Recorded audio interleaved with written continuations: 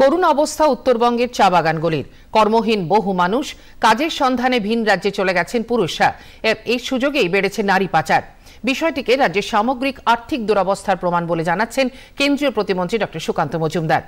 শিলিগুড়িতে একটি দলীয় কর্মসূচিতে তিনি রাজগঞ্জের বিডিওর মন্তব্যকে কটাক্ষ করেন। ডক্টর সুকান্ত মজুমদার বলেন, লক্ষ্মীর ভাণ্ডারের টাকা কেটে রাস্তা তৈরির হুমকিতেই প্রমাণ রাজ্যের ভাণ্ডার একেবারে ফাঁকা। মুখ্যমন্ত্রী যতই চিৎকার করুন, চা সুন্দরী প্রকল্প করে দিয়েছি, হ্যান করে দিয়েছি, ত্যান করে দিয়েছি, কাজের কাজ কিচ্ছু হয়নি। মানুষের কাজ হারাচ্ছে, মানুষ এই রাজ্য ছেড়ে যেতে অন্য রাজ্যে বাধ্য হচ্ছে। লক্ষ লক্ষ মানুষ অন্য রাজ্যে পড়ে আছে। কেন?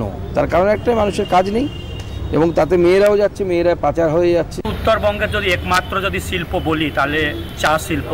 34 বছর বাম শাসন ছিল, সে সময় উত্তরবঙ্গে চায়ের বিকল্প কোনো শিল্প আসেনি এবং 15 বছর ধরে 14 বছর ধরে আমরা দেখছি যে উত্তরবঙ্গে যে চা শিল্প ছিল তার বিকল্প কিন্তু এই টিএমসি শাসনও কিন্তু আসেনি।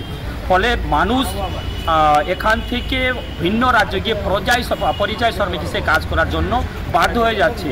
তো ফলে সেটাকে কাজে লাগিয়ে যারা এই যে বলে না যে মানব তস্করি, এটা আরও বেশি করে হচ্ছে, অত্যন্ত দুর্ভাগ্যজনক।